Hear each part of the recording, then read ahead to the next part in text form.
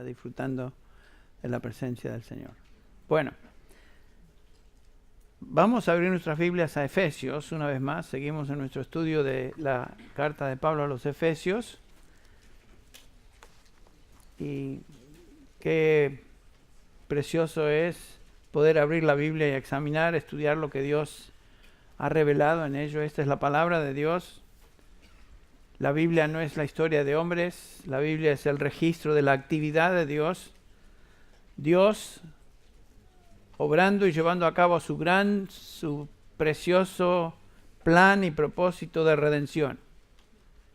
La Biblia es la historia de lo que Dios ha hecho, lo que Dios está haciendo y lo que Dios hará.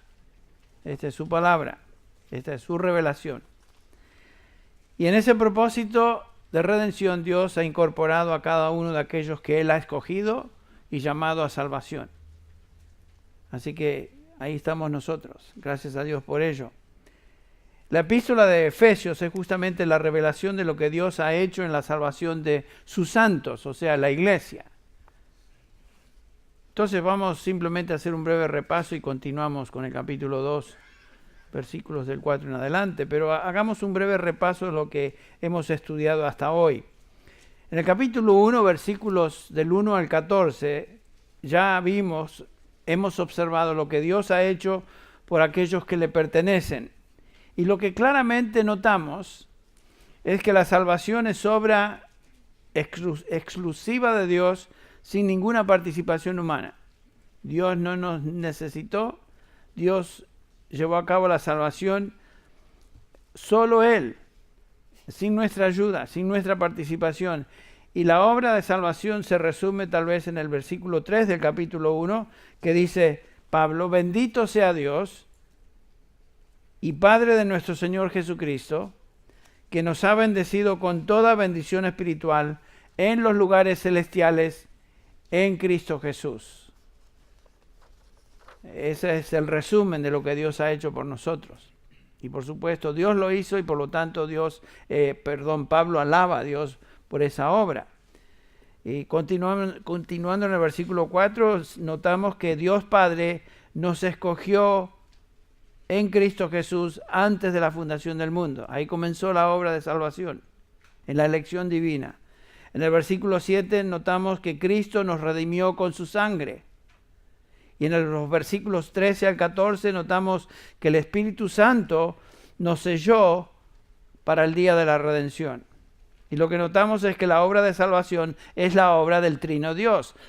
La obra del Padre, la obra del Hijo y la obra del Espíritu Santo. Y porque la obra de salvación es sola y exclusivamente de Dios, Él es el que se lleva toda la gloria. Noten, por ejemplo, el versículo 6, esta frase al inicio: para alabanza de la gloria de su gracia. Versículo 12, al final: para alabanza de su gloria. Versículo 14, al final: para alabanza de su gloria. Si Él ha hecho posible la salvación y nos ha causado que lleguemos a salvación, el que se lleva la gloria es Él. Y dice ahí el capítulo 2 que estamos estudiando, versículo 9, que es no por obras, sino por fe, para que nadie se gloríe. Nadie puede gloriarse en la salvación.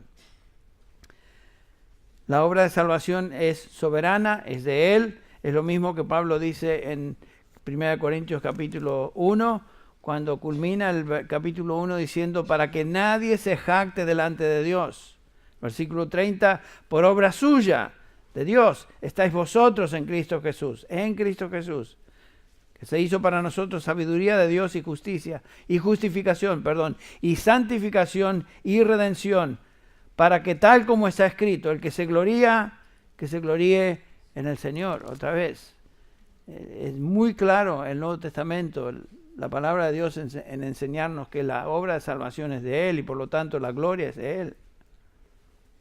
La obra de salvación, como dije, es soberana, es majestuosa, es incomparable, es gloriosa, y realmente nos cuesta entender todo lo que esta salvación implica y significa para nosotros. Necesitamos realmente luz espiritual, necesitamos discernimiento que solamente Dios puede darnos para poder comprender, abrazar, entender el significado de lo que Él ha hecho para salvarnos. Por eso en los versículos 15 al 20 del capítulo 1, Pablo ora por estos creyentes, para que ellos entiendan las verdades a las que están siendo instruidos, por las que están siendo instruidos, para la mente humana son incomprensibles. Por eso Pablo pide la asistencia de Dios, la asistencia del Espíritu Santo, para que podamos entender.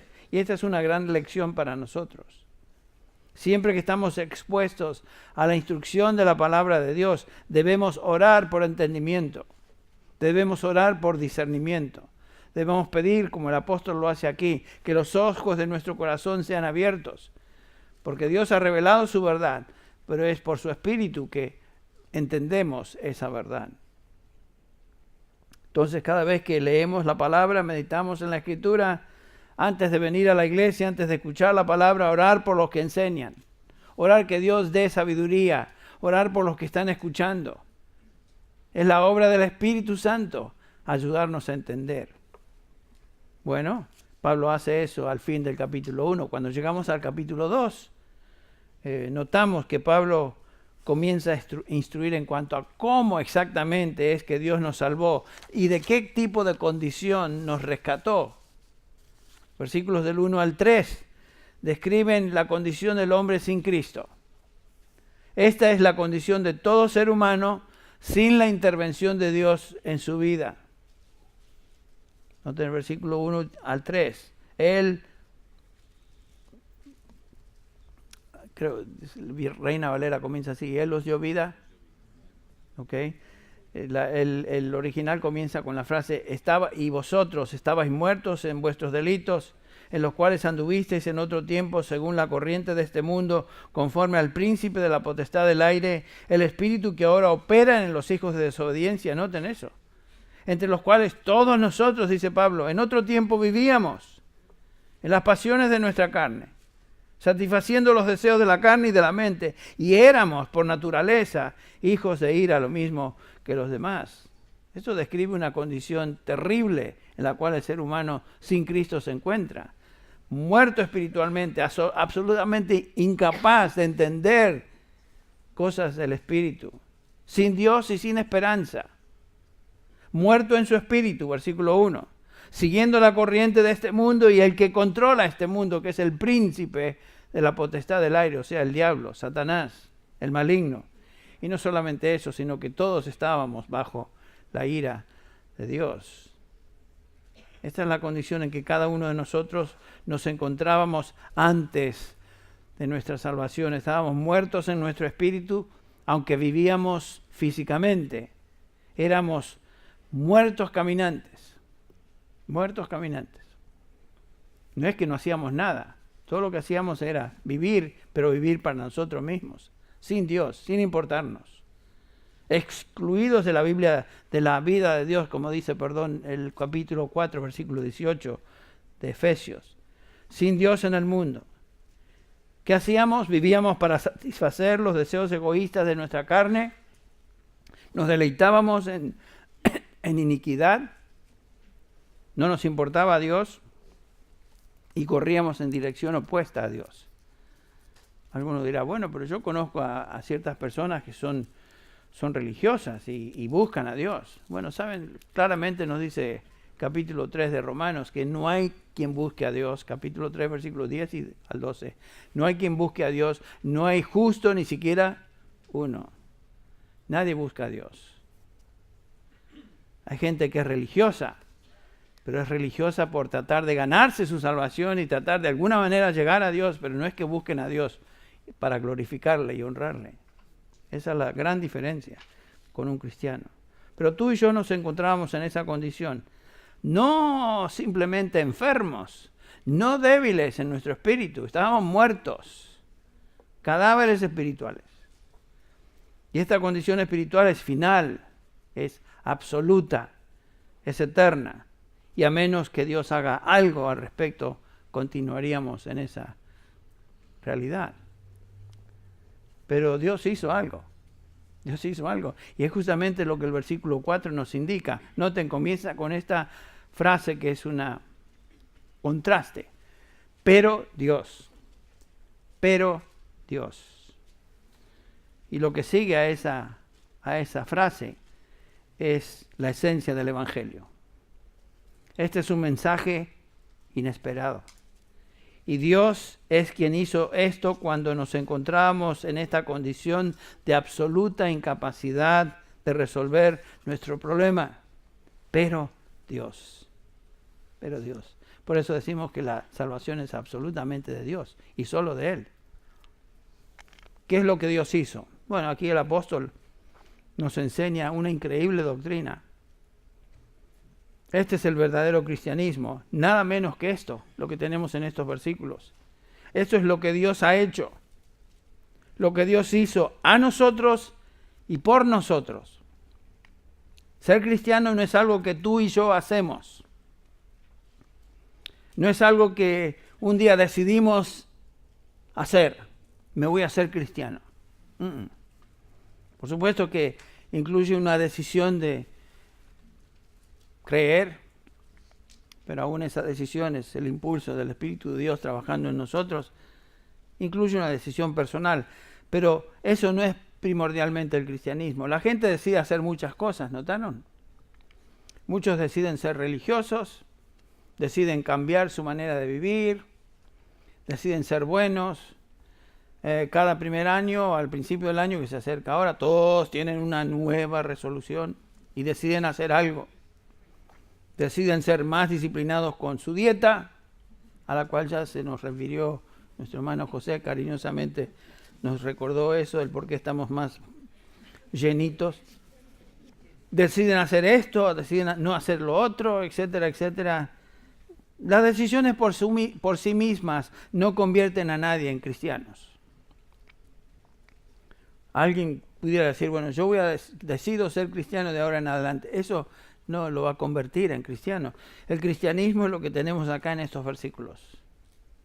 Tenemos una de las doctrinas más gloriosas de la fe cristiana. Esta es la enseñanza de la Escritura sobre nuestra unión con Cristo. Nuestra unión con Cristo. Ser cristiano, haber sido salvado, quiere decir estar unido a Cristo. Si se nos olvida algo, eso no podemos olvidarnos hoy. Estamos unidos a Cristo y eso es lo que nos hace cristianos. Estamos unidos a Cristo en su muerte, estamos unidos a Cristo en su resurrección, estamos unidos a Cristo en su exaltación en lugares celestiales. Esto es lo que nos hace cristianos. Y esto incluye toda nuestra vida cristiana, desde el comienzo hasta que el Señor nos lleve a su presencia y pasemos a gloria. Entonces vamos a leer estos versículos del 1 al 7 una vez más. Pero Dios, en contraste a esa condición terrible en la que nos encontrábamos, dice Pablo, pero Dios, que es rico en misericordia, por causa del gran amor con que nos amó, aun cuando estábamos muertos en nuestros delitos, nos dio vida juntamente con Cristo. Por gracia habéis sido salvados. Y con Él nos resucitó. Y con Él nos sentó en los lugares celestiales en Cristo Jesús, a fin de mostrar en los siglos venideros las sobreabundantes riquezas de su gracia, de su bondad para con nosotros en Cristo Jesús. ¿Notaron eso? En Cristo Jesús, con Él, con Cristo. Esa es la posición del cristiano. Esto es ser cristiano. ¿Qué es ser cristiano? Es lo opuesto a la condición que acabamos de leer en los versículos del 1 al 3. Ser cristiano es haber pasado de muerte espiritual y sus consecuencias a tener vida. Eso es ser cristiano. Y no existe bendición más gloriosa y liberadora, para el cristiano que entender la verdad que estos versículos enseñan. ¿Qué ha sucedido? ¿Cómo llegamos a ser cristianos? A veces no, leemos rápidamente cierto pasaje y lo leemos casi superficialmente y no nos detenemos a meditar y pensar, reflexionar qué exactamente está diciendo este pasaje. ¿Qué ha sucedido con nosotros? ¿Cómo llegamos a ser cristianos? Noten lo que dice Pablo. Dios nos dio vida juntamente con Cristo, nos resucitó juntamente con Cristo y nos sentó en los lugares celestiales con Cristo. No hay salvación fuera de Cristo. Toda bendición espiritual, nos dice el capítulo 1, versículo 3, es por virtud de estar en Cristo. Y entre paréntesis, esto es algo que es verdad para todo cristiano sin excepción. Todo cristiano está en Cristo, desde el momento que de su salvación está en Cristo Jesús. Y que no hay mejores cristianos que otros en términos de su relación con Dios en la salvación, sino en Cristo Jesús. Todos estamos ahí. Y noten que Pablo dice que lo que literalmente y físicamente sucedió con Cristo, o sea, murió, resucitó y fue exaltado a la diestra del Padre, ha sucedido con nosotros espiritualmente. Nos dio vida juntamente con Cristo, nos resucitó juntamente con Cristo, nos sentó en los lugares celestiales. Todo tiempo pasado, eso ya resultó, eso ya pasó, ya sucedió. No es que va a suceder. Esta no es una referencia al futuro, no es una profecía, sino que ha sucedido ya con nosotros. Hoy, ahora, en este momento, todo cristiano está en Cristo. Donde Cristo está, ahí estamos. Y por supuesto es una posición espiritual. Y repito, ser cristiano es estar en Cristo Jesús. Qué importante, qué vital para nuestra salud espiritual es entender y abrazar esta doctrina acerca de nuestra salvación. Lo que Dios hizo al sacarnos de la condición en la que nos encontrábamos de condenación eterna y muerte espiritual a colocarnos en donde hoy estamos, en Cristo Jesús, y lo que esto implica, lo veremos. Por eso es que Pablo ora y pide que Dios dé a estos creyentes espíritu de sabiduría y revelación, que los ojos de su corazón sean iluminados. Es lo que nosotros necesitamos. Por eso a veces leemos la Biblia y no entendemos muy bien, tal vez porque no hemos pedido, no hemos rogado que el Señor abre mis ojos. Abre los ojos de mi entendimiento, como dice el salmista, Salmo 119, versículo 18. Lo que Dios hizo resucitando a su Hijo, literal y físicamente, Dios, por ese mismo poder que resucitó a Cristo de los muertos, ya ha hecho en la vida de cada cristiano espiritualmente. Imagínense esa realidad. La posición del cristiano es lo opuesto a la posición del hombre sin Dios. Ese hombre está muerto, sigue la corriente de este mundo, es súbdito del diablo y su control y está bajo la ira de Dios. Como vimos, el cristiano en completo contraste a esa condición está vivo en Cristo, resucitado con Cristo, está sentado en los lugares celestiales con Cristo. Pablo continuamente, a través de sus escritos, usa esta expresión, en Cristo, con Cristo, en Él, en Cristo Jesús. 164 veces el apóstol Pablo usa esta frase, lo cual quiere decir que es una doctrina extremadamente vital e importante que nosotros entendamos qué exactamente quiso decir Pablo con estar en Cristo, ya que lo repite 164 veces. Y recordemos que Pablo escribió inspirado por el Espíritu Santo. Pablo no simplemente se le ocurría, se sentaba y se le ocurrían cosas y escribía. Pablo era movido por el Espíritu Santo, tal como nos dice Pedro, 2 de Pedro 1:23. Hombres movidos por el Espíritu Santo escribieron. Esta gran doctrina de nuestra unión con Cristo se encuentra en varios pasajes, muchísimos pasajes, no tenemos tiempo para consultarlos a todos, pero por ejemplo, ustedes recordarán las palabras de Gálatas 2:20, donde tenemos esta preciosa declaración de Pablo, hablando de esta unión con Cristo. Dice Pablo, con Cristo he sido crucificado, con Cristo he sido juntamente crucificado, y ya no soy yo el que vive, sino que Cristo vive en mí. Y la vida que ahora vivo en la carne, la vivo por fe en el Hijo de Dios, el cual me amó y se entregó a sí mismo por mí. Noten eso. Con Cristo he sido juntamente crucificado. Eso no se refiere a una crucifixión literal. Pablo no estaba físicamente con Cristo, sin embargo es una posición real y espiritual para todo creyente. Él nos incluye acá. Podemos, cada uno de nosotros decir, con Cristo he sido juntamente crucificado.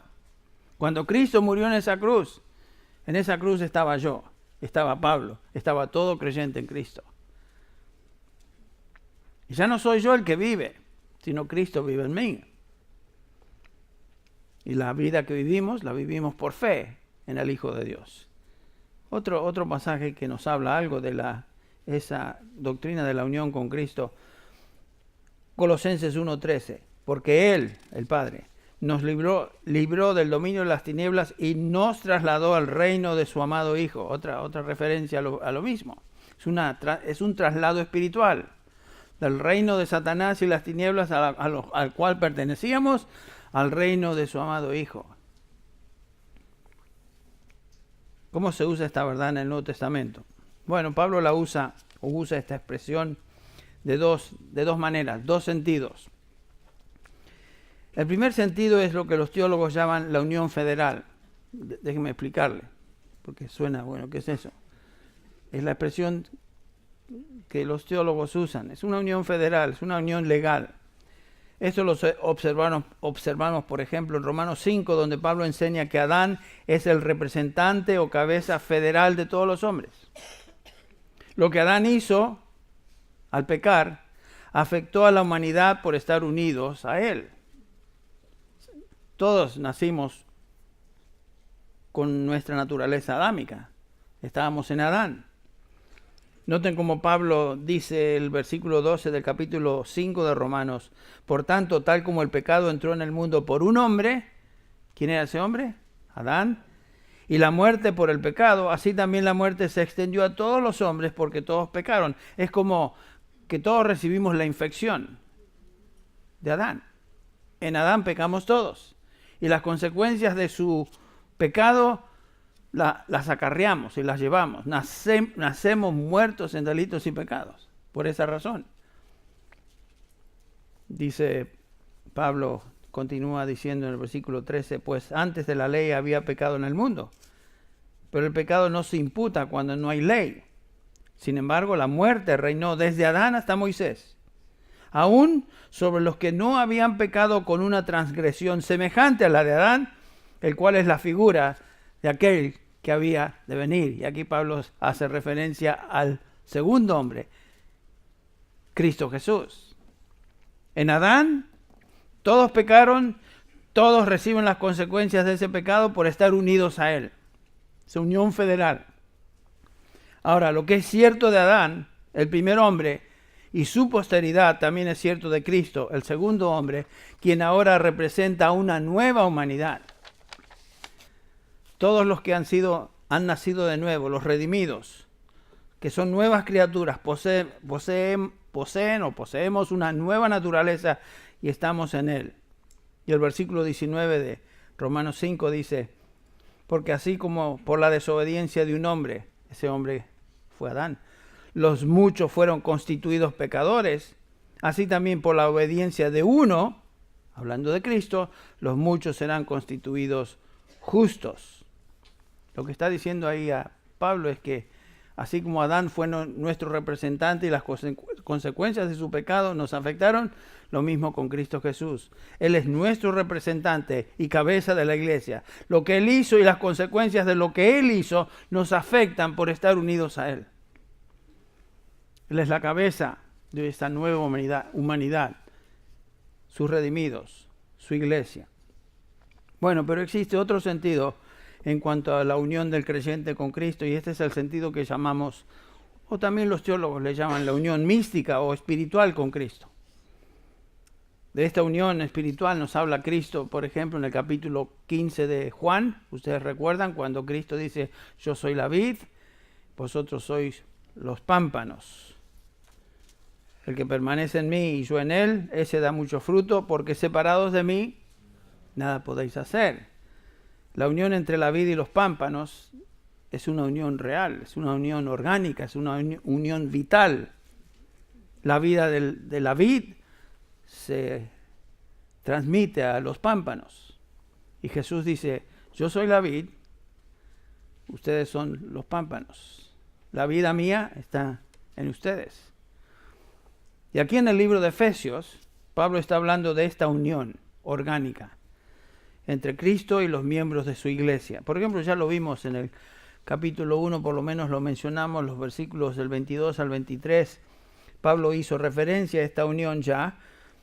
El versículo 22 comienza diciendo, y todo sometió bajo sus pies, y a él dio por cabeza sobre todas las cosas a la iglesia, la cual es su cuerpo, la plenitud de aquel que lo llena todo en todo. Veremos más acerca de esta unión espiritual entre Cristo y su iglesia en el capítulo 4, versículos 15 y 16, cuando lleguemos a ese punto. Pero pensemos en la analogía del cuerpo humano. La unión que los miembros del cuerpo tienen con la cabeza es una unión vital, no es un agregado. Mi dedo no es un agregado a la mano y al brazo, mi dedo es parte del cuerpo. Y lo que mi mente, lo que mi cabeza, lo que mi cerebro manda es lo que hace el cuerpo, lo que hacen los miembros del cuerpo. No somos independientes. Y esa es una unión vital, es una unión orgánica, no es simplemente una unión federal, por decirlo así. Es una unión real. Y de esta unión espiritual nos habla Pablo en este pasaje que estamos estudiando. No estamos simplemente unidos a Cristo en una relación como nuestro representante federal, que sí lo es, Él es nuestro representante, es una realidad, sino que aún más estamos unidos a Él de una manera vital, de una manera espiritual. Esto es cristianismo. Esto es ser cristiano, estar unido a Cristo. Donde antes estábamos muertos, ahora estamos vivos en Él, en una relación viva, inquebrantable, eterna. Esta unión es una realidad, somos nuevas criaturas, tenemos nueva vida en Él. Hemos nacido de nuevo. Dios nos dio vida en Él. Dios nos ha hecho partícipes de su naturaleza. Eso es regeneración. ¿Qué quiere decir ser regeneración o ser regenerado? Bueno, Dios por su acción creativa ha colocado en el alma de un cristiano una nueva inclinación, una nueva naturaleza, una nueva disposición. Hemos sido radicalmente transformados de adentro. Leemos en 2 Corintios 5, 17. De modo que si alguno está en Cristo, nueva criatura es. Noten que siempre la relación es en Cristo, no independientemente. No solo nosotros, no por tener fe en Dios. Es en Cristo. Si alguno está en Cristo, en esta unión real, vital y orgánica de la que estamos hablando, nueva criatura es. Nueva criatura es. Las cosas viejas pasaron y aquí todas son hechas nuevas. Es cierto que por afuera nos vemos igual que antes de ser cristianos. El cambio no tiene nada que ver con el cambio externo. Físicamente un cristiano se ve como se veía antes de ser cristiano. Lo que ha ocurrido es una transformación en lo interior. Él ahora ve todo con diferentes ojos. Noten, recuerden cuando vinimos a Cristo.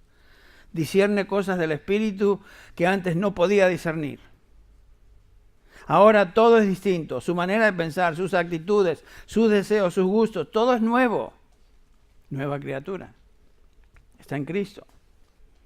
Ama lo que Dios ama, se goza en leer y meditar la Escritura, orar, estar con otros cristianos, ser parte de la familia de Dios. ¿Por qué? Porque ha sido transformado. ¿Qué ha sucedido? Dios hizo algo. ¿Qué hizo Dios? Le dio vida. Y Dios, aun cuando estábamos muertos en delitos y pecados, nos dio vida. Eso es salvación.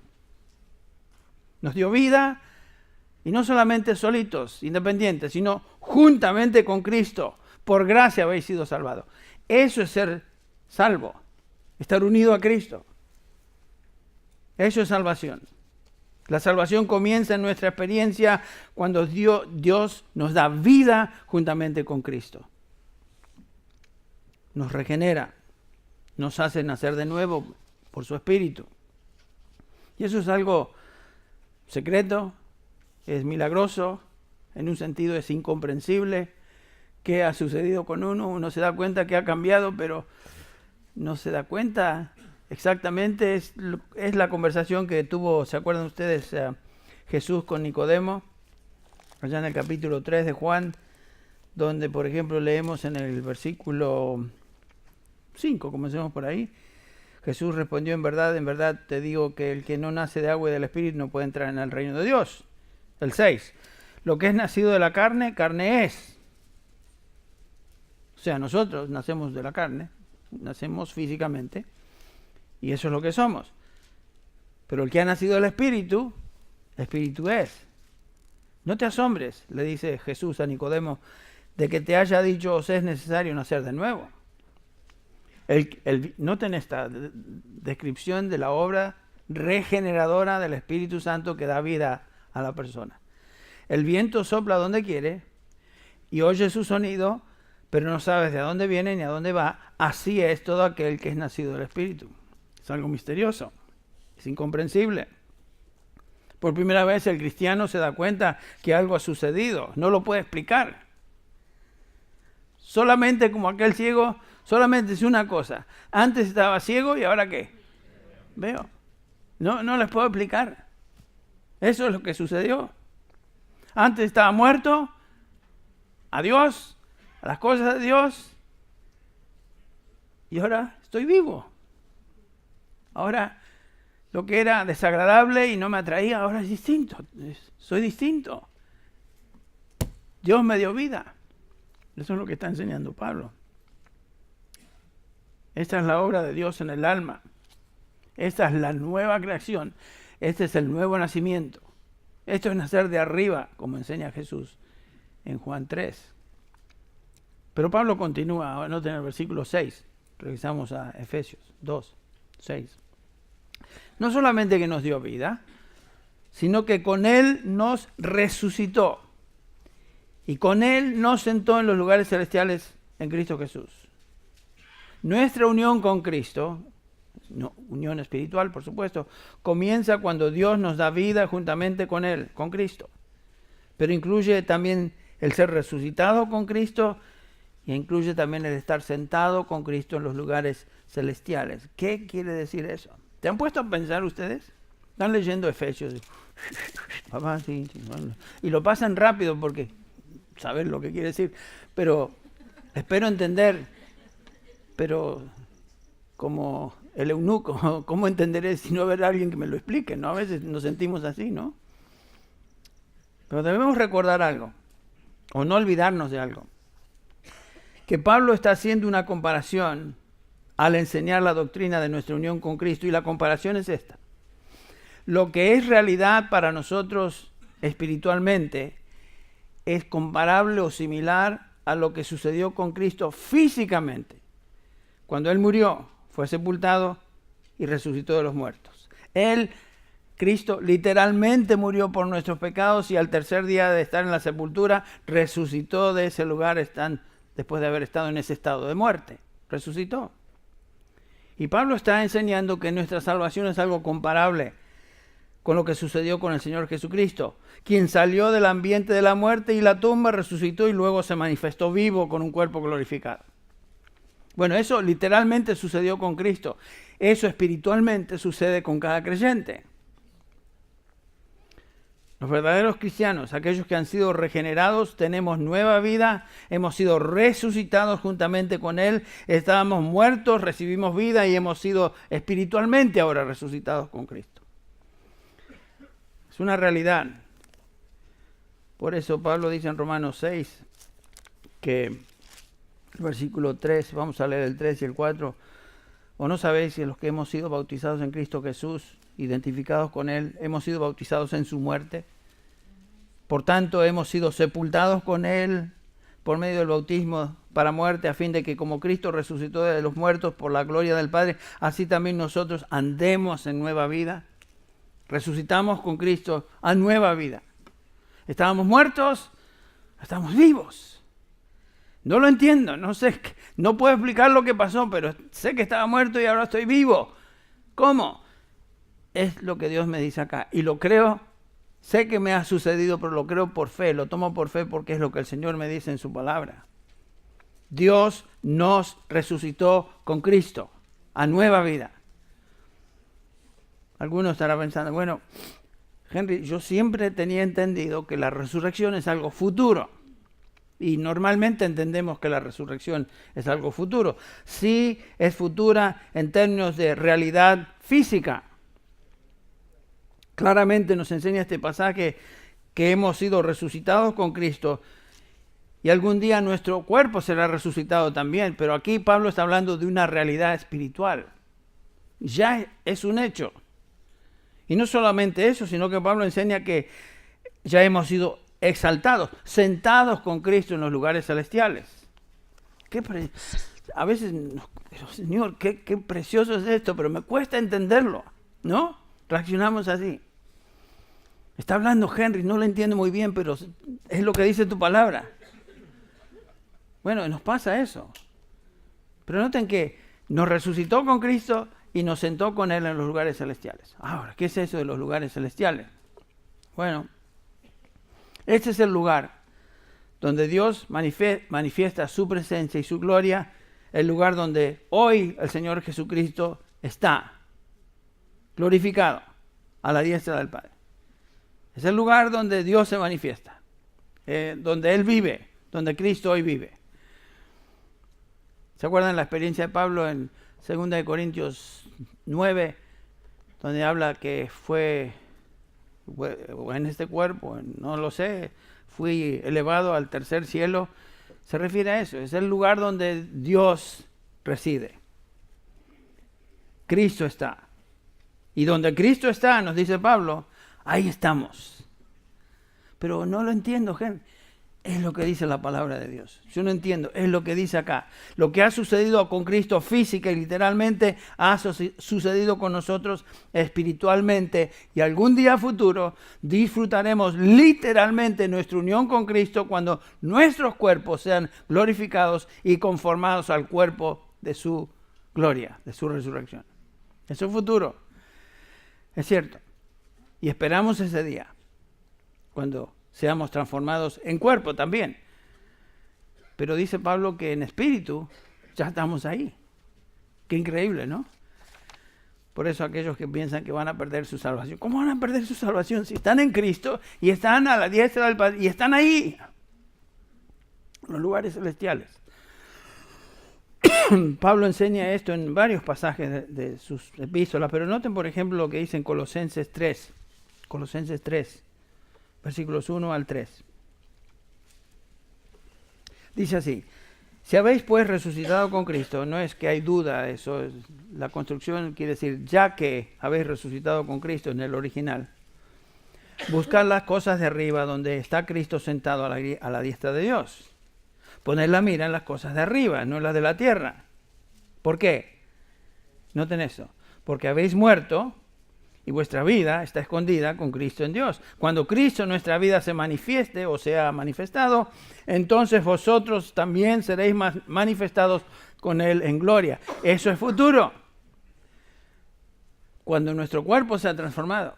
Pero hoy, mi vida espiritual está escondida con Cristo en Dios. Ahí estamos. Estamos ahí con Él. Nuestra vida está escondida con Cristo en Dios. Estamos esperando la gloria venidera que se manifestará cuando Él sea manifestado, cuando Él venga por los suyos. Si eso es futuro, eso es gloria futura y cuerpos glorificados. Pero ahí estamos hoy. Espiritualmente estamos ahí. ¿Recuerdan cómo Pablo lo expresa en Filipenses 3, 20 y 21? Porque nuestra ciudadanía está en los cielos, de donde también esperamos ansiosamente a un Salvador, el Señor Jesucristo. Ahí estamos. El cual transformará el cuerpo de nuestro estado de humillación, es este cuerpo, en conformidad al cuerpo de su gloria, por el ejercicio del poder que tiene aún para sujetar todas las cosas a sí mismo. Ven, ese cambio es futuro. Esa es una unión física, es una transformación de un cuerpo que va a ser absolutamente transformado en conformidad al cuerpo glorificado de Cristo. Podemos comenzar a entender estas realidades que son nuestras por estar en Cristo. Yo creo que una de las artes más difíciles de lograr para una persona, hoy en día especialmente en un mundo tan ocupado y lleno de cosas, es el arte de meditar, pensar. Dice esto, muy bien. ¿Qué quiere decir esto? ¿Qué implicaciones tiene esto para mí hoy? Podemos comenzar a entender la diferencia entre lo que éramos antes de Cristo y lo que hoy somos en Cristo. Tú has pasado de una condición de absoluta incapacidad espiritual, donde no podías salir a una posición incomparable y gloriosa, eterna, con Cristo Jesús. Dios ha intervenido, Él lo hizo. Dios te ha colocado en Cristo. Tú no lo hiciste. Te ha dado vida con Cristo, te ha resucitado con Cristo y te ha sentado con Cristo en el lugar donde Él está hoy, en gloria. Y eso va a tener una manifestación futura cuando Él venga por los suyos. Ya sea que Él venga y pasemos a su presencia en el rapto y seamos instantáneamente transformados, como enseña 1 Corintios 15, o simplemente cuando Él venga, todos los que son suyos serán transformados, los que estén vivos todavía aquí. Segunda Tesalonicenses. Ahora, ¿qué implicaciones podemos encontrar en esto? Pensemos en algunas implicaciones, tal vez las más importantes, las más sobresalientes, de esta realidad que estamos considerando, de esta unión con Cristo. El hecho de que estamos en Cristo Jesús con Él, quiere decir que ya no estoy bajo ninguna condenación posible. A eso me refería hace un ratito. Es imposible ser condenado si estoy en Cristo y estoy ahí, en los lugares celestiales con Él. ¿Cómo es que voy a perder lo que está en Él? Por eso Pablo puede decir en Romanos 8:1, por consiguiente no hay ninguna condenación para los que están, ¿dónde? En Cristo. Es imposible que un creyente, una persona que ha sido colocada por el poder de Dios en Cristo Jesús, y está unido a Cristo Jesús, pueda experimentar condenación. No hay condenación posible. Imposible. Tú y yo podemos disfrutar de la seguridad de nuestra salvación. ¿Por qué? Porque estamos en Cristo. Dios te ve en Él, en Cristo. Él es tu justicia. Al que no conoció pecado, fue hecho pecado por nosotros, para que nosotros llegásemos a ser justicia de Dios en Él. Por eso toda bendición espiritual es por virtud de estar en Cristo Jesús. ¿Entendemos esta frase? Cuando Pablo usa esto, en Cristo, en Jesucristo, en Él, comencemos a que nos caiga el 20 cada vez que la leamos. Eso implica absoluta unión espiritual con Cristo Jesús. Donde Él está, estoy yo. Otra implicación, porque estamos en Cristo, hemos muerto al pecado. Antes vivíamos en esta condición adámica, ustedes recuerdan, en pecado, y hacíamos lo que la naturaleza pecaminosa nos indicaba hacer. Eso lo vemos en el capítulo 5 de Romanos, y el capítulo 6 de Romanos comienza Pablo con esta pregunta. ¿Qué diremos entonces? ¿Continuaremos en pecado para que la gracia abunde?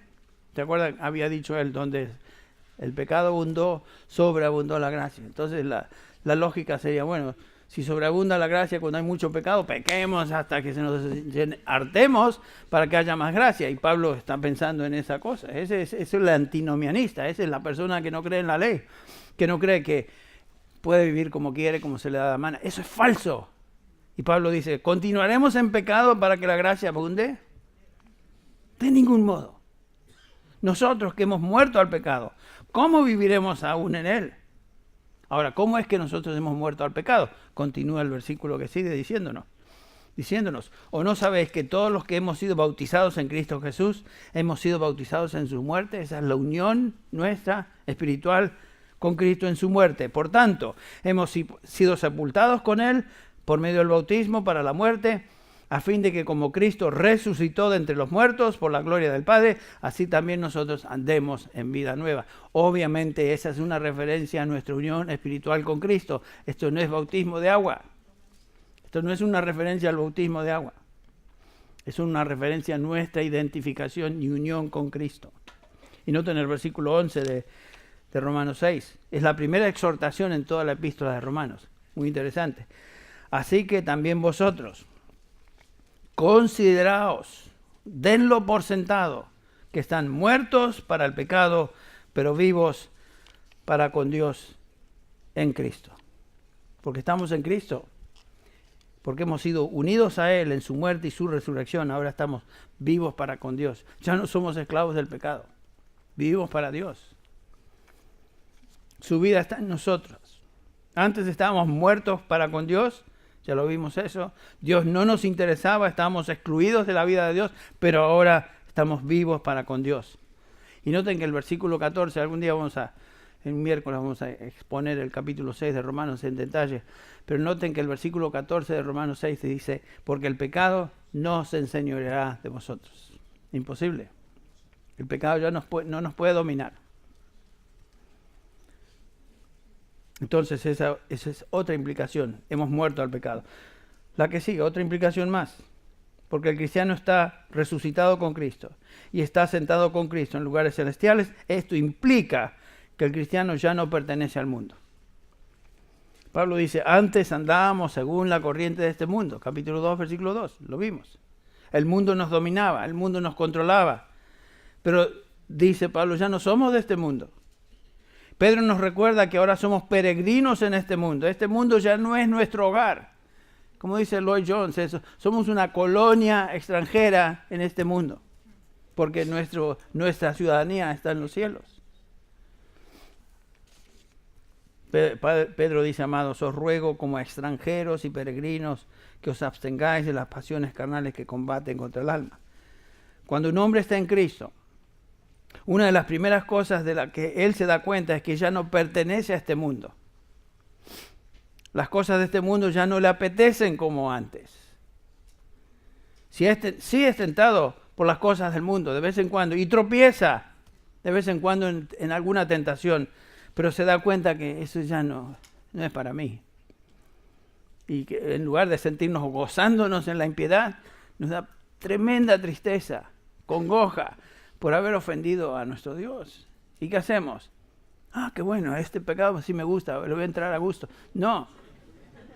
Confesamos, Señor, es imposible. Es como el salmista David en el Salmo 51 y el Salmo 32 que leímos. Mientras yo lo confesaba, tu mano pesaba sobre mí. Y así se siente el Hijo de Dios. No puede disfrutar el mundo ni el pecado. Ya se acabó eso.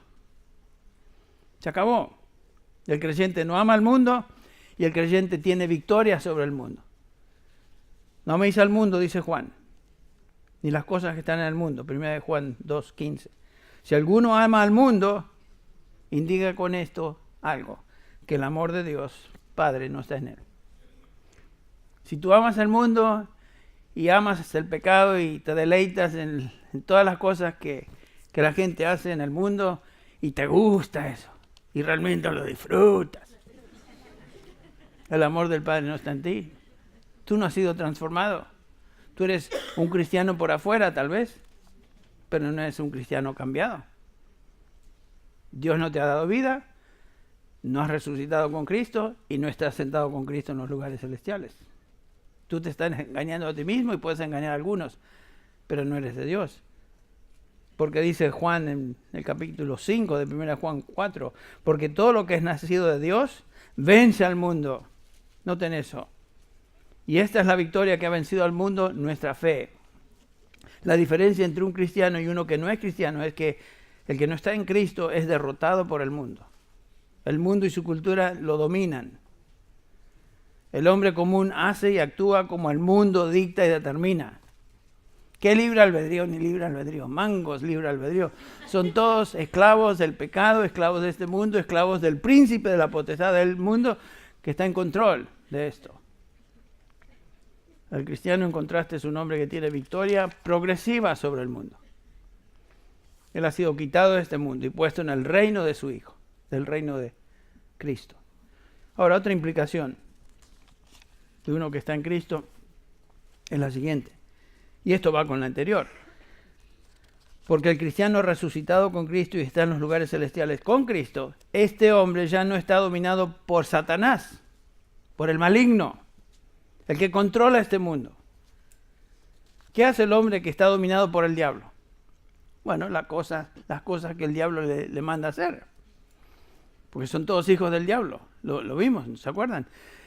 Jesús responde a esta pregunta. ¿Qué hace un hombre que es dominado por el diablo? Jesús responde en Juan 8 cuando dice, ¿por qué no entendéis lo que digo? Versículo 44. Porque no podéis oír mi palabra. Sois de vuestro padre el diablo y queréis hacer los deseos de vuestro padre. Después enumera varias cosas. Él fue homicida desde el principio, no se ha mantenido en la verdad porque no hay verdad en él. Cuando habla mentira, habla de su propia naturaleza porque es mentiroso y padre de mentira. Eso es lo que hace la gente del mundo. Vive en mentiras. Miente. Es todo lo que sabe hacer. ¿Por qué? Porque son hijos del padre de mentira. Piensen en esto, implicación directa para nosotros. La mentira en la Biblia siempre tiene su origen en el diablo. Comenzó allá en el jardín del Edén, ¿no es cierto? Con que Dios dijo, capítulo 3 de Génesis. Sabe Dios que el día que seréis conoceros entre el bien y el mal. Y fue engañada. El diablo es mentiroso y padre de mentira. Y la obra del diablo siempre es plantar mentira, guiar a la gente de mentira. Así que, si tú eres cristiano, realmente transformado, y todavía hay la tendencia a mentir en tu vida, y mentir, estas son mentiritas veniales. ¿Saben qué? La mentira es mentira, porque Dios es verdad. No hay falsedad en Dios. La mentira es del diablo. Así que hermano o hermana, si tienes dificultad mintiendo, sabes inmediatamente que eso tiene origen en el diablo mismo. Eso es lo que hacíamos antes. Vivíamos en eso. Dice Pablo en Efesios 2:2, andábamos conforme al príncipe de la potestad del aire, o sea, seguíamos al jefe. Lo que decía el maligno, Satanás, ahí estábamos siguiéndole sin darnos cuenta. Estábamos bajo el dominio del diablo, las tinieblas, pero ahora hemos sido liberados de esa esclavitud. Él nos libró, dice Pablo, Colosenses 1:13, del reino de las tinieblas, del reino del diablo, y nos trasladó al reino de su amado Hijo. Ya no estamos ahí. La gente se encuentra bajo el poder y el control del diablo. Es lo que dice Jesús. La función de la predicación del Evangelio, la responsabilidad de cada uno de nosotros es predicar las buenas de liberación del maligno, de liberación del pecado. Pablo, dando testimonio a Agripa en Hechos 26:18, declara al rey Agripa que él había sido enviado por Jesucristo a predicar el Evangelio de Jesucristo. ¿Qué hace el Evangelio de Jesucristo? Abre los ojos para que se vuelvan de la oscuridad a la luz y del dominio de Satanás a Dios.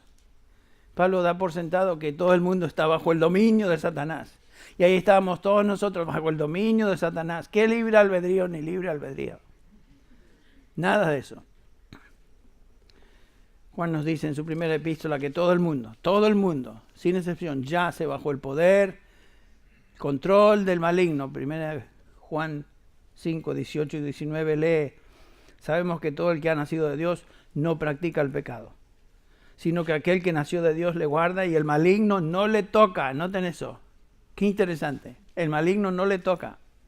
O sea, no puede aferrarse y controlarlo ya más. En Cristo estamos fuera del control, del dominio del maligno. Ni siquiera nos puede tocar a menos que Dios lo permita. Y a veces Dios permite eso. ¿Se acuerdan el caso de Job? El diablo viene, se presenta delante de Dios y Dios le hace una pregunta. ¿Te has fijado en mi siervo Job? Que representa a un hijo de Dios. Porque no hay ninguno como él sobre la tierra, hombre intachable y recto, temeroso de Dios y apartado del mal. Y responde el diablo característicamente, ¿acaso teme Job a Dios de balde? ¿No has hecho tú una valla alrededor de él? Noten cómo el Señor nos protege. De su casa, de todo lo que él tiene, por todos los lados. Has bendecido el trabajo de sus manos y sus posesiones han aumentado sobre la tierra. Pero extiende ahora tu mano y toca todo lo que tiene y verás si no te maldice en tu propia cara. Entonces el Señor le dice a Satanás, he aquí todo lo que él tiene está en tu poder. pero no extiendas tu mano sobre él. Y Satanás salió de la presencia del Señor. Sabemos el resto de la historia. Dios le dio permiso para tocar a Job hasta cierto límite y no más. Satanás nos puede tentar, nos puede sugerir mentiras, puede rugir, que dice Pedro, 1 Pedro 5, anda como león rugiente buscando a quien devorar, nos puede amedrentar, nos puede parcialmente engañar y causar cierto daño bajo el permiso y providencia de Dios. Nunca más allá de eso. ¿Ustedes recuerdan el relato o la conversación que el Señor tiene con Simón y los discípulos? Le dice, Simón, Simón, el diablo os ha pedido para zarandearos. ¡Wow! Os ha pedido, quiere decir que antes que tocar a un hijo de Dios, el diablo tiene que pedir permiso. Pero yo he orado por ti, Simón, para que tu fe no falle. Qué precioso. El diablo puede atacarnos, el diablo puede hacer todas estas cosas que mencionamos, pero no nos puede poner bajo su control, porque estamos en Cristo. Estamos en Él.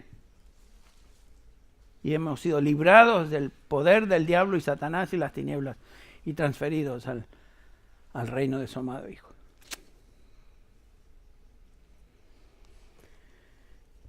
Ahora, como estamos en Él y porque estamos resucitados con Él y sentados con Él en lugares celestiales, ahora podemos en cualquier momento de nuestra vida, en medio de cualquier circunstancia por la que pasemos, podemos acercarnos a Él y encontrar el oportuno socorro.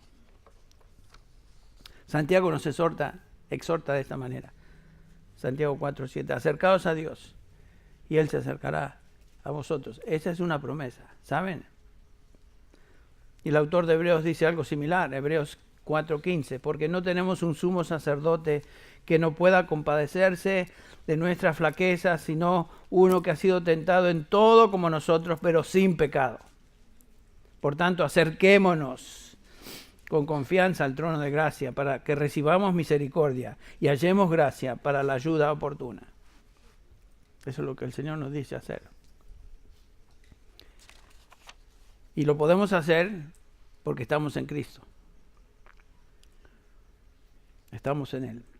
Ahora, para terminar, permítame recordarte que si estás en Cristo Jesús, lo mencioné ya al inicio, pero si estás en Cristo Jesús, tú tienes seguridad eterna.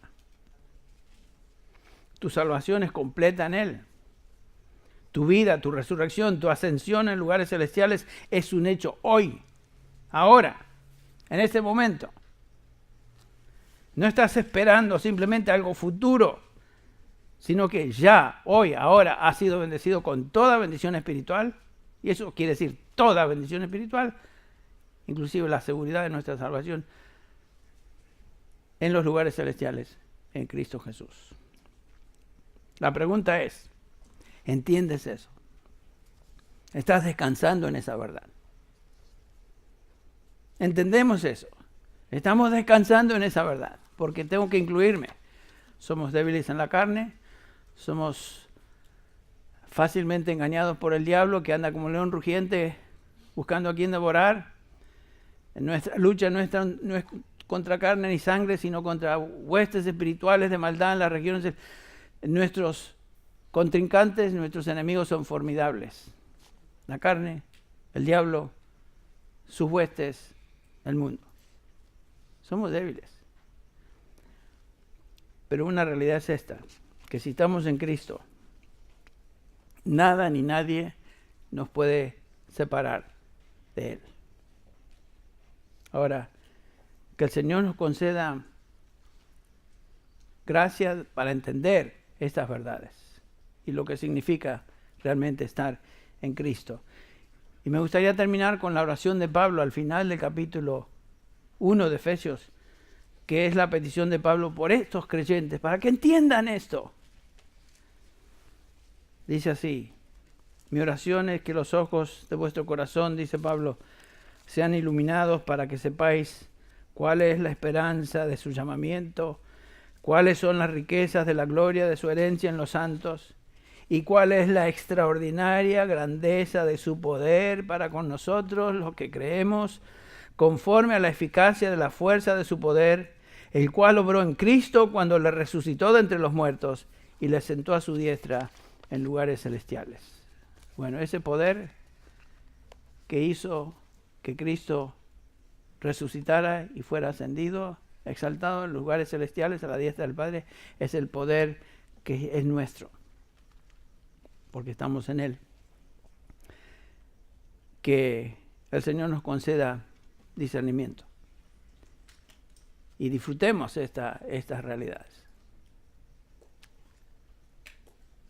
Es escrito, dice Juan, 1 Juan 5, 1 Juan 1, os he escrito estas cosas para que vuestro gozo abunde. Esta es una revelación de Dios para nosotros como hijos de Dios, para causar tranquilidad, gozo y obediencia. Vamos a orar para terminar esta mañana. Te damos gracias, Señor, por esta increíble realidad de lo que significa estar en Cristo Jesús. Y porque estamos en Él, y tú nos has colocado en Él, y la obra de salvación fue tuya de un principio al fin, te agradecemos, Padre. Te alabamos. Y te damos gracias, Señor, en particular porque todo lo que necesitamos en términos de bendiciones espirituales ya es nuestra en Cristo Jesús. Gracias, Padre. Ayúdanos a darnos cuenta de estas riquezas, de la grandeza de tu salvación. Y ayúdanos a vivir hoy a la luz de esto.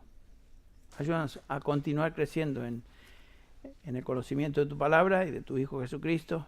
Señor, ayúdanos a vivir una vida digna de ser hijos tuyos. En el nombre de Jesús. Amén.